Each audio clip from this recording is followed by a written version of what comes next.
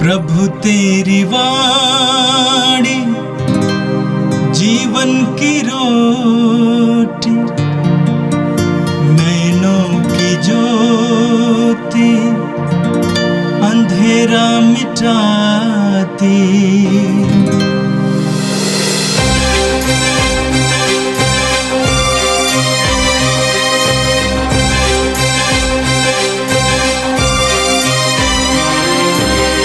प्रभु तेरी वाणी जीवन की रोटी, नैनों की ज्योति अंधेरा मिटाती।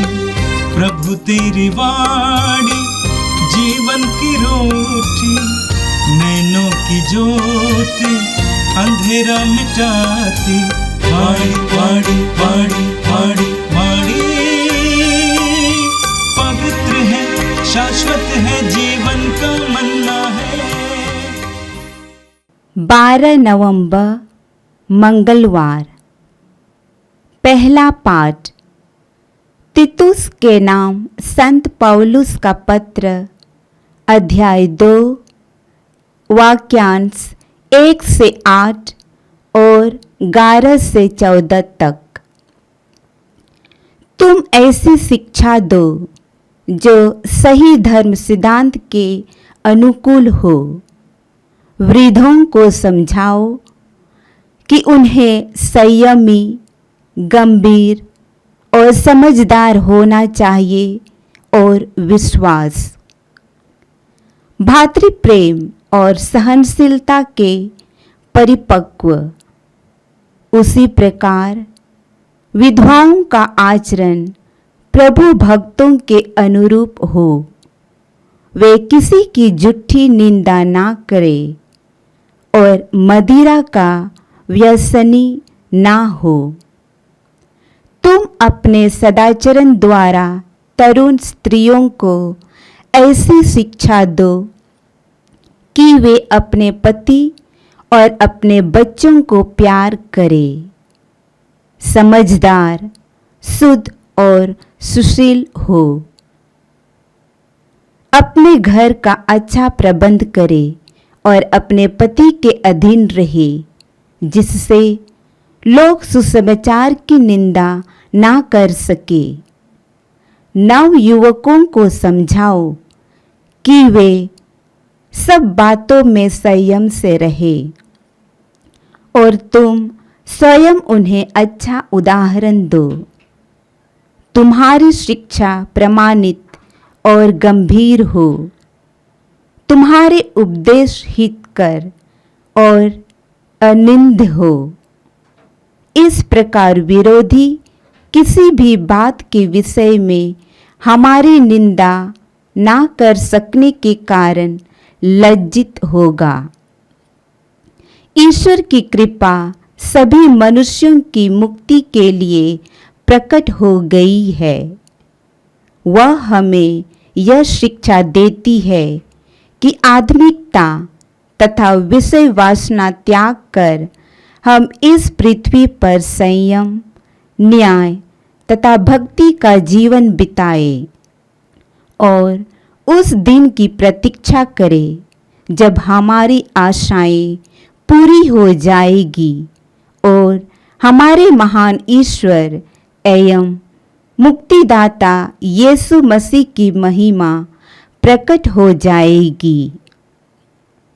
उन्होंने हमारे लिए अपने को बलि चढ़ाया है, जिससे वह हमें हर प्रकार की बुराई से मुक्त करे और हमें एक ऐसी प्रजा बना दे जो शुद्ध हो, जो उनकी अपनी हो और जो भलाई करने के लिए उत्सुक हो। यह प्रभु की वाणी है। संत लूकस के अनुसार पवित्र सुसमाचार, अध्याय 17, वाक्य संख्या 7 से लेकर 10 तक। प्रभु ने यह कहा, यदि तुम्हारा सेवक हल जोत कर या ढोर चराकर खेत से लौटे, तो तुम में ऐसा कौन है जो उससे कहेगा, आओ तुरंत भोजन करने बैठ जाओ? क्या वह उससे यह नहीं कहेगा, मेरा भोजन तैयार करो, जब तक मैं खा पी ना लूं, कमर कस कर परोसते रहो, बाद में तुम भी खा पी लेना। क्या स्वामी को उस नौकर को इसलिए धन्यवाद देना चाहिए कि उसने उसकी आज्ञा का पालन किया है? तुम्हारी भी वही दशा है। सभी आज्ञाओं का पालन करने के बाद तुमको कहना चाहिए, हम अयोग्य सेवक भर हैं, हमने अपना कर्तव्य मात्र पूरा किया है। यह प्रभु का पवित्र सुसमाचार है। ख्रिस्त प्रभु की जय। यीशु में मेरे प्रिय भाई और बहनों, आज का पहला पाठ तीतुस के नाम संत पौलुस के पत्र से लिया गया है। आज के पाठ में संत पौलुस मसीही जीवन के चरित्र चित्रण को हमारे सामने प्रकट करता है। समाज में हर एक वर्ग के लोग रहते हैं। बुजुर्ग लोग हैं, माता पिता लोग हैं, पति पत्नी हैं, बच्चे हैं, नौ युवक युवतियां हैं। और समाज के विभिन्न वर्गों का अपनी अपनी जिम्मेदारी होती है। और ख्रिस्तीय गरिमा को बनाए रखने के लिए उनके आचार व्यवहार में कैसा रूप होना है, इसके बारे में हमें एक विस्तृत विवरण यहाँ पर संत पौलुस देते हैं कि कैसे हम अपने जीवन के द्वारा ईश्वर की स्तुति और महिमा कर सकते हैं। पहले पाठ के पहले भाग में संत पौलुस समाज के हर एक वर्ग के लिए आचार विचार का एक माध्यम बनाता है, एक प्रारूप बनाता है। और उसके अंतर्गत इसकी चर्चा करता है कि माता पिता को, पति पत्नी को, नव युवक युवतियों को और बुजुर्गों को कैसे समाज में व्यवहार करना है, कैसे ख्रिस्तीय गरिमा को अपने जीवन में बिताना है। और ये सब बताते हुए उन्हें दूसरे भाग की ओर लेकर के चलते हैं, जहां वे बताने की कोशिश करता है कि हर एक ख्रिस्तीय के लिए भक्ति का जीवन जीते हुए अपने अंतिम यात्रा के लिए स्वयं को लगातार बनाए रखना है, तैयार करते हुए आगे बढ़ना है। हमें उस मुक्तिदायी योजना के भागी बनना है जिसे हमें अपने प्रभु ख्रिस्त ने हमारे लिए प्रकट किया है, हमारे लिए दिया है अपने दुख भोग के द्वारा, अपने पुनरुत्थान के द्वारा। हम पाठ में पढ़ते हैं, तुम ऐसी शिक्षा दो जो सही धर्म सिद्धांत के अनुकूल हो। वृद्धों को समझाओ कि उन्हें संयमी, गंभीर एवं समझदार होना चाहिए और विश्वास, भातृ प्रेम एवं सहनशीलता में परिपक्व। यहां पर बुजुर्गों की सबसे बड़ी जिम्मेदारी को संत पौलुस समझाने की कोशिश करता है और निवेदन करता है तीतुस से कि वह जो बुजुर्ग लोग हैं उन लोगों को समझाए कि उनके जीवन में उन्हें संयमी, गंभीर एवं समझदार होना चाहिए और विश्वास, भातृ प्रेम एवं सहनशील में परिपक्व होना चाहिए। और यही गुण उनके आचार व्यवहार में प्रकट होना चाहिए। हम सुक्ति ग्रंथ अध्याय 16 वाक्य संख्या 32 में पढ़ते हैं, जहां पर वचन कहता है, धैर्यवान व्यक्ति वीर योद्धा से श्रेष्ठ है और आत्मसंयमी नगर विजेता से बढ़कर है। यहाँ पर सुक्ति ग्रंथ के रचयिता दो महत्वपूर्ण गुणों को एक व्यक्ति विशेष में देखकर उसकी स्तुति करता है और लोगों को उस जीवन को जीने के लिए प्रेरित करता है। पहला गुण है धैर्यवान। धैर्यवान एक ऐसा व्यक्ति है जो वीर योद्धा से भी श्रेष्ठ होता है। वह हर परिस्थिति में धीर बने रहता है। दूसरा गुण क्या है? आत्मसंयमी। आत्मसंयमी नगर विजेता से बढ़कर है, नगर के प्रमुख व्यक्ति से भी बढ़कर है, जो अपने जीवन में आत्मसंयम को लेकर के आता है। और उन्हीं के अनुरूप यहाँ पर संत पौलुस 3-4 और गुणों को रखते हुए कहते हैं कि तुम्हें बताना है कि वृद्धों को कैसे अपने जीवन में परिपक्व बनना है, विशेष गुणों को लेकर के। यहाँ पर जो बुजुर्ग माताएं हैं उनके लिए अपने वचन को रखता है और कहता है कि वे झूठी निंदा करने वाले, बढ़ा चढ़ाकर बोलने वाले ना हो और अधिक से अधिक मदिरा पान करने वाले व्यक्ति ना हो। यहाँ पर संत पौलुस कहने की कोशिश करता है कि उनके आचार व्यवहार में किसी भी प्रकार की कटुता नहीं होनी चाहिए। आगे वचन में कहता है, तू अपने सदाचरण द्वारा तरुण स्त्रियों को ऐसे शिक्षा दे कि वे अपने पति और अपने बच्चों को प्यार करें, समझदार, शुद्ध और सुशील हों, अपने घर का अच्छा प्रबंध करें और अपने पति के अधीन रहें, जिससे लोग सुसमाचार की निंदा ना कर सके।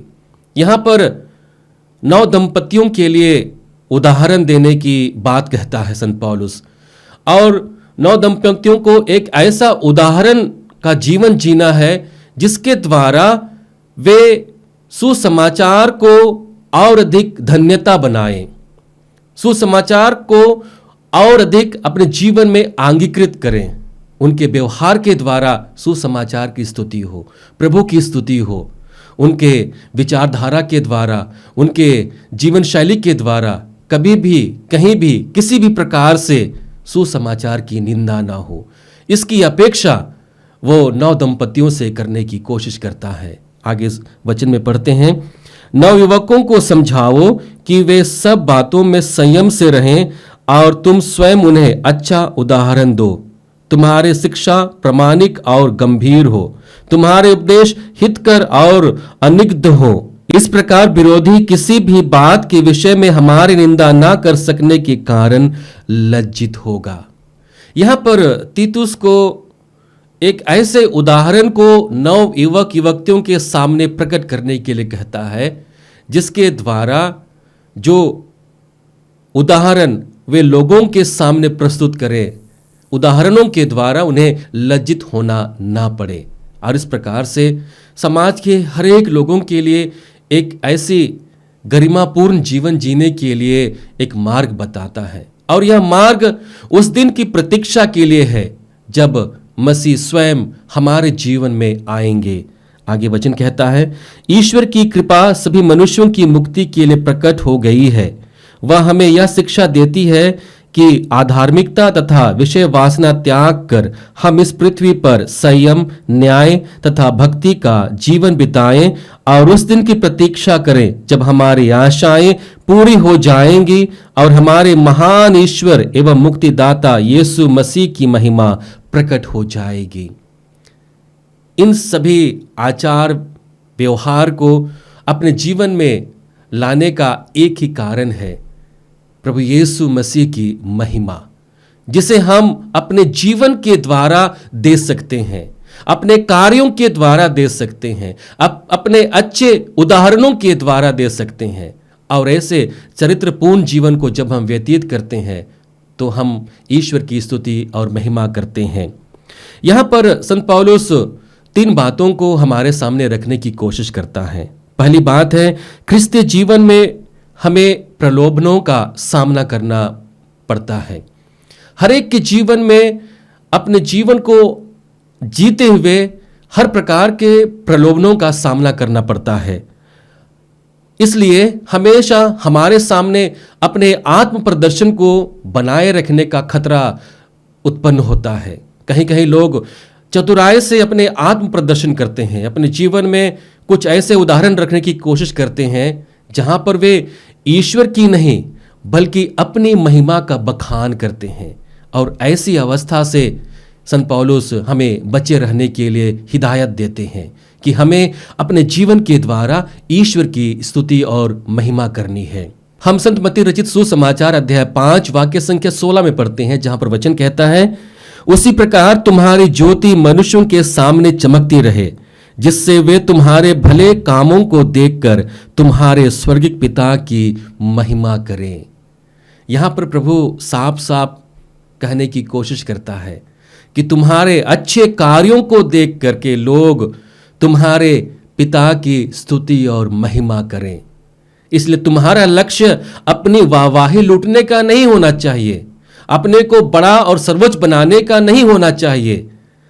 हमारी सबसे बड़ी जिम्मेदारी ये होनी चाहिए कि हमारे कार्यों के द्वारा, हमारे उदाहरण के द्वारा ईश्वर की महिमा हो। दूसरी महत्वपूर्ण बात संत पौलुस कहने की कोशिश करता है कि हर एक ख्रिस्तीय जीवन में ख्रिस्तीय गरिमा निहित होती है और इसमें अलगाव या अहंकार या गर्व नहीं है, बल्कि यह मसीह को समझने और जीवन में लागू करने का एक जिम्मेदारी हमें सौंपा जाता है।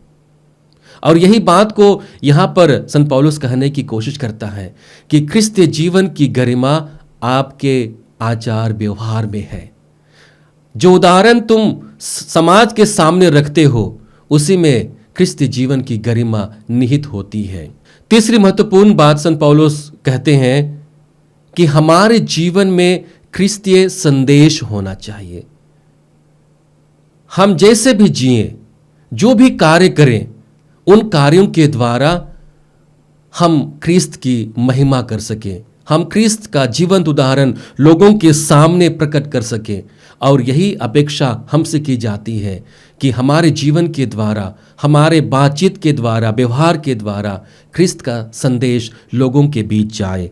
हम याकूब के ग्रंथ अध्याय 3 वाक्य संख्या 13 से 18 के बीच में पढ़ते हैं, जहां पर याकूब कहते हैं, आप लोगों में जो ज्ञानी और समझदार होने का दावा करते हैं वह अपने सदाचरण द्वारा, अपने नम्र तथा बुद्धिमान व्यवहार द्वारा इस बात का प्रमाण दे। यहाँ पर ज्ञानी और समझदार होने का एक प्रमाण देने की बात कहता है कि विनम्रता के द्वारा उसका प्रमाण हमें देना है।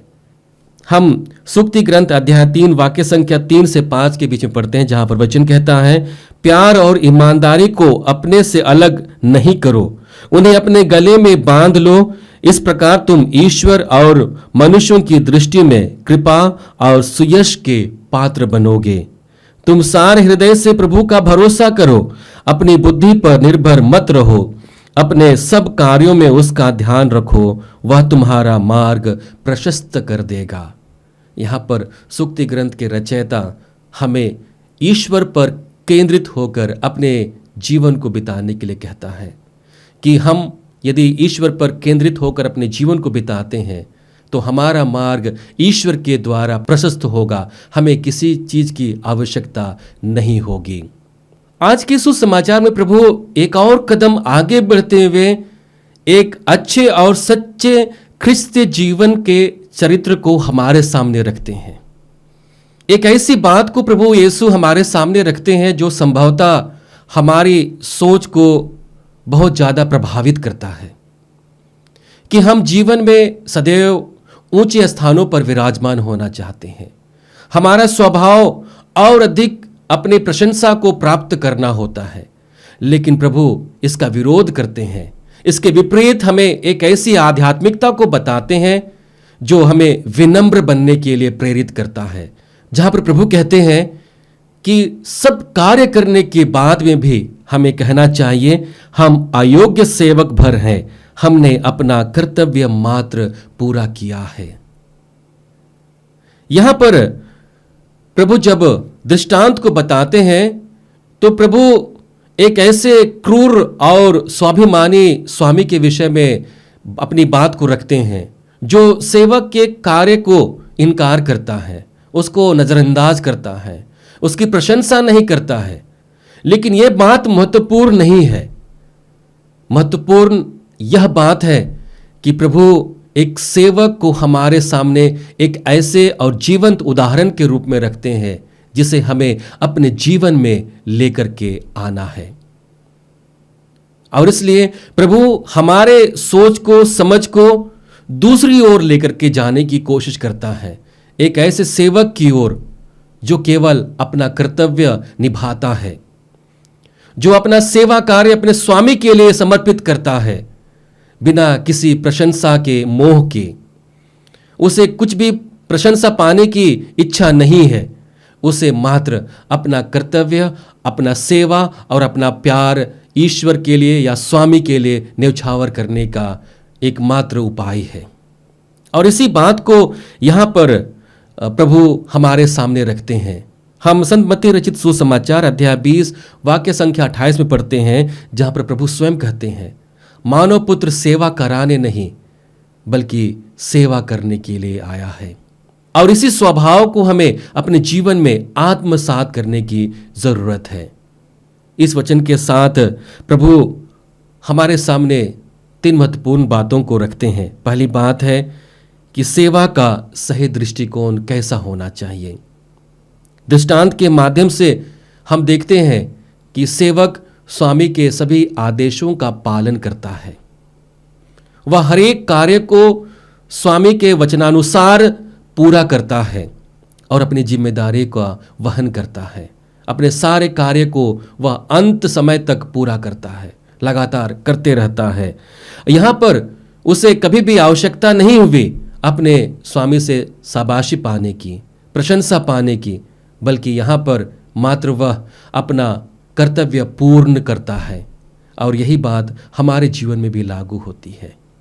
हमें लगातार ईश्वर के प्रति अपने कर्तव्यों को पूरा करने की ज़रूरत होती है। हमें लगातार ईश्वर से आशीष मांगने की ज़रूरत है, जहाँ पर हम ईश्वर के नियम को और ईश्वर की आज्ञाओं को पालन करते हुए उन्हीं के बताए हुए रास्ते पर हम लगातार चल सकें। यहाँ पर प्रभु विनम्रता के महत्व को हमारे सामने रखते हैं। यीशु कहते हैं, हमें स्वीकार करना चाहिए कि हम अयोग्य सेवक हैं। कार्यों के प्रति हमारे में कोई भी घमंड नहीं है। बहुत बार हमारे जीवन में बहुत महत्वपूर्ण कार्य हो जाते हैं, हमारा ध्यान दूसरी ओर चला जाता है। हम लोगों के सामने जाते हैं कि लोग हमारी वाहवाही करें, हमारी तारीफ करें, हमारे अच्छे कार्यों का बखान करें। लेकिन यहाँ पर प्रभु हमसे कहने की कोशिश करता है कि इन अवसरों में तुम विनम्र बने रहो और अपने आप के जो सेवा कार्य हैं उसमें लगातार अपने को बनाए रखो। आगे प्रभु हमसे कहना चाहते हैं कि हमारे कर्तव्य और प्रेम में संतुलन बना रहना चाहिए। ईश्वर के प्रति सेवा कार्य किसी पुरस्कार की आशा से नहीं, बल्कि कर्तव्य भावना से होनी चाहिए। जब हम कुछ करते हैं तो उसे प्रेम और समर्पण से करना चाहिए, ना कि किसी व्यक्तिगत लाभ की प्राप्ति के लिए। जब भी हम कुछ करने की कोशिश करते हैं, यदि उसे हमें किसी फल की कामना होती है तो उसमें प्रेम नहीं होता है। इसलिए हमारे कर्तव्य और प्रेम दोनों में सामंजस्य होनी चाहिए। जो व्यक्ति अपने कर्तव्य का वहन करता है, निर्वाह करता है, वह कभी भी अपनी वाहवाही को नहीं देखता है। वह प्रेम से प्रेरित होकर उस कार्य को पूरा करता है और इसी कार्य को हमारे जीवन में लगातार बनाए रखने के लिए यहाँ पर प्रभु विनम्र सेवक का एक उदाहरण देता है और उन्हीं के कार्यों के द्वारा हम ईश्वर की स्तुति और महिमा कर सकते हैं। यीशु में मेरे प्रिय भाई और बहनों, आज के दोनों पाठ मूलतः हमें क्रिस्तीय जीवन के चरित्र को एक अच्छी तरह से मूल्यांकन करने का एक अवसर दे रहा है। दोनों पाठ के जरिए हमारे क्रिस्तीय बुलाहट को एक बार फिर से जांचने परखने का अवसर मिल रहा है। क्या मेरा जीवन, मेरे आचार विचार इनके अनुरूप हैं? यदि इनके अनुरूप हैं तो हम प्रभु को धन्यवाद दें, प्रभु की स्तुति करें और प्रभु से बल मांगे कि लगातार हमारे जीवन में यही आचार विचार बना रहे, जीवन की यही आध्यात्मिकता को हम लगातार और अधिक जी सकें।